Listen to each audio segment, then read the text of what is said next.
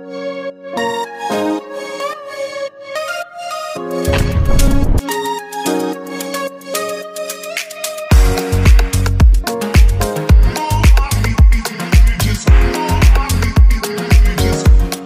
हिंद दोस्तों, आज की इस वीडियो में हम अध्ययन करने वाले हैं प्रमेय 1.3 के आधार पर हम सिद्ध करेंगे कि √2 एक अपरिमेय संख्या है और √3 भी आपका एक अपरिमेय संख्या है। उसके पहले हमको ये समझना है कि प्रमेय 1.3 क्या कहता है। प्रमेय 1.3 कहता है कि p एक अभाज्य संख्या है। p अगर a स्क्वायर को विभाजित करता है तो p a को भी विभाजित करता है, जहाँ पर a कोई एक धनात्मक पूर्णांक है। तो बात करेंगे पहले वाले सवाल का। तो कह रहा है सिद्ध कीजिए कि √2 एक अपरिमेय संख्या है। सबसे पहले √2 एक अपरिमेय संख्या है, ये हमको सिद्ध करना है। ठीक है, तो हम मानते हैं माना √2 एक परिमेय संख्या है, एक परिमेय संख्या है। ठीक है, हमने मान लिया कि √2 आपका एक परिमेय संख्या है। अब आप बताइए √2 एक अपरिमेय संख्या किसे कहते हैं? जिसे हम p/q के रूप में लिखते हैं और जहाँ पर q बराबर नहीं होता है किसके? 0 के। तो √2 बराबर होगा आपका किसके? मान लीजिए a/b के, जहाँ a और b एक धनात्मक पूर्णांक है। क्या है जी? धनात्मक पूर्णांक है। ठीक है, धनात्मक पूर्णांक। और a और b आपका अभाज्य संख्या भी है। ठीक है, अब √2 बराबर a/b। अब हम क्या करेंगे? दोनों पक्षों का वर्ग करने पर इसका तिर्यक गुणा कर लेंगे तो हो जाएगा b/√2 बराबर a। अब दोनों पक्षों का, एक पक्ष आपका दाहिना वाला और एक पक्ष बायां वाला, तो दोनों पक्षों का हम क्या करेंगे? वर्ग करेंगे। लिख लो, दोनों पक्षों का वर्ग करने पर, जब दोनों पक्षों का वर्ग करेंगे तो आपका b/2 गुणे b/2 बराबर हो जाएगा 2b² के। कैसे? √2 का गुणा अगर हम √2 में करेंगे तो आपको 2 मिलेगा, अंडर हट जाएगा। और b का गुणा अगर हम b में करेंगे तो आपको क्या मिलेगा? b²। और 2 गुणे b² करेंगे तो आपको 2b² मिलेगा। वही आपका यहाँ पर लिखा जाएगा। दोनों पक्षों का हम वर्ग करेंगे तो हो जाएगा आपका b/2 का होल स्क्वायर, a का वर्ग, तो आपका हो जाएगा 2b² बराबर a²। ठीक है, अब प्रमेय 1.3 कहता है कि दो आपका a² को विभाजित करता है। किसको विभाजित करता है? a² को। तो 2 अगर आपका a² को पूरा विभाजित करता है तो 2 आपके a को भी विभाजित करेगा। ठीक है, तो आपको एक नया पूर्णांक मिल जा रहा है, कोई संख्या 2, मान लीजिए आपको c मिल जा रहा है, 2c, a बराबर 2c मान लीजिए आप। तो a, इसको समीकरण 1 मान लीजिए। समीकरण एक में a बराबर 2c रखने पर या फिर प्रतिस्थापित करने पर, ठीक है, रखने पर, तो आपका क्या हो जाएगा? आपका हो जाएगा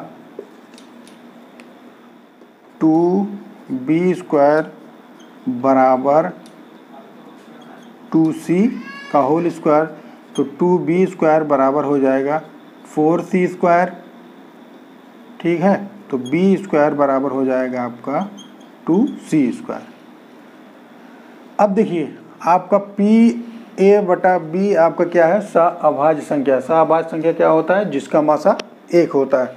तो यहाँ पर 2 आपका बी स्क्वायर को अगर विभाजित करेगा, प्रमेय नंबर 1.3 के अनुसार 2 अगर बी स्क्वायर को विभाजित करेगा तो 2 जो है आपका बी को भी पूरा पूरा क्या करेगा, विभाजित करेगा, जो कि एक क्या है आपका विरोधाभास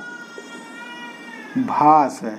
क्या है, यह विरोधाभास है। क्यों, क्योंकि हमने गलत माना है। क्या माना है कि √2 आपका एक परिमेय संख्या है, और इसलिए हम कह सकते हैं कि √2 एक अपरिमेय संख्या है।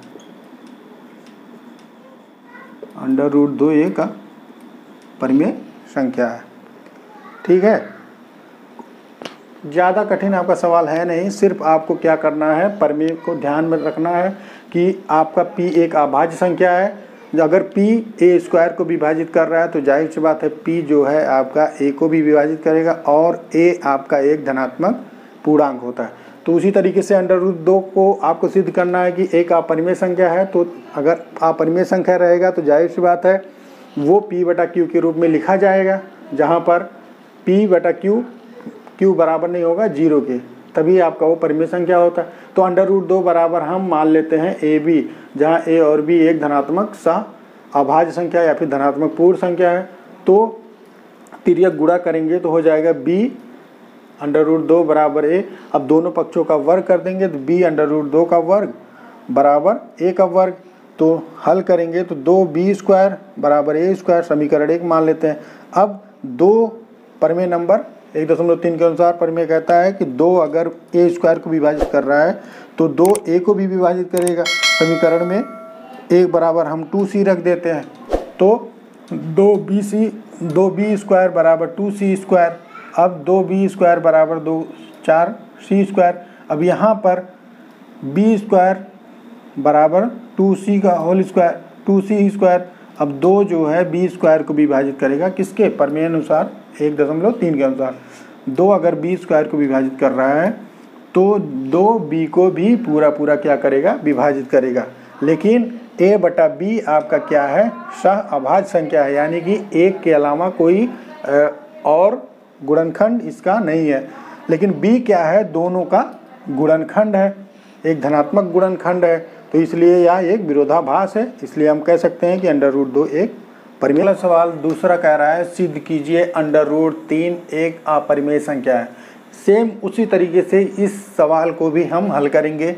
सबसे पहले हम क्या करते हैं, माना √3 एक परिमेय संख्या है।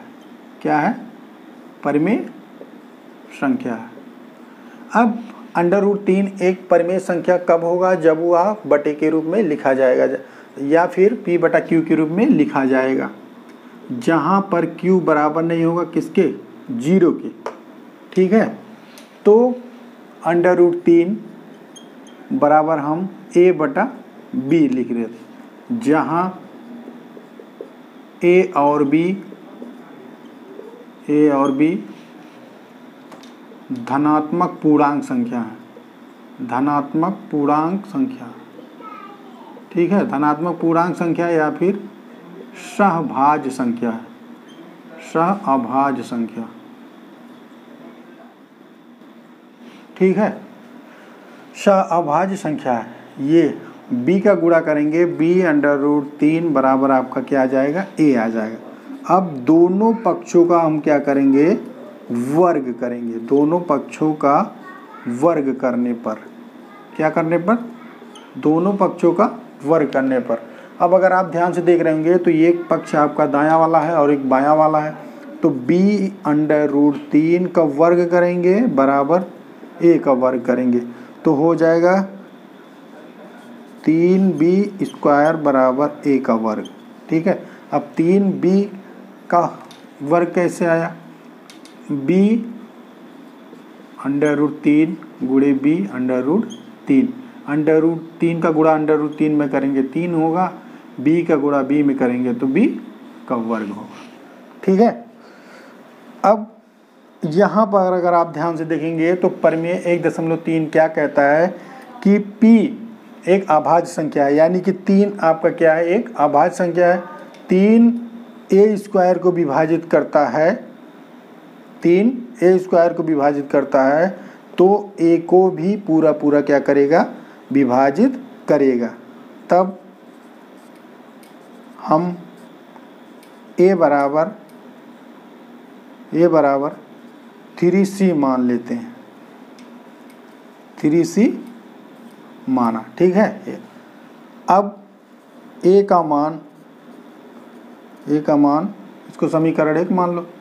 समीकरण 1 में रखने पर हो जाएगा आपका 3b स्क्वायर बराबर a की जगह पे हम रखेंगे 3c का होल स्क्वायर, तो हो गया 3b स्क्वायर बराबर 9c स्क्वायर, ठीक है, 9c स्क्वायर। अब 3b स्क्वायर बराबर 9c स्क्वायर, तो हम क्या करेंगे, b स्क्वायर बराबर, अब 3 से यहाँ पे भाग दे देंगे। कैसे, 9c में भाग करेंगे 3 से, ये बटे के रूप में आ जाएगा तो कट जाएगा, कितना आ गया, 3c स्क्वायर। फिर वही नियम आपका आता है कि 3 क्या कर रहा है, अगर b स्क्वायर को पूरा पूरा विभाजित कर रहा है तो 3 b को भी विभाजित करेगा। यह एक विरोधाभास है। क्या है जी, विरोधाभास है। क्यों, क्योंकि हम जानते हैं कि a बटा b है, तो a बटा b जो आपका परिमेय संख्या है वो आपका सहभाज्य है, यानी कि दोनों में जो गुणनखंड है वो, यानी कि दोनों का मासा क्या है, 1 है, ठीक है। तो यहाँ पर इसका 3 जो है इसका भी गुणनखंड है a का, और 3 b का भी गुणनखंड है। तो इसलिए हम कह सकते हैं कि √3 एक अपरिमेय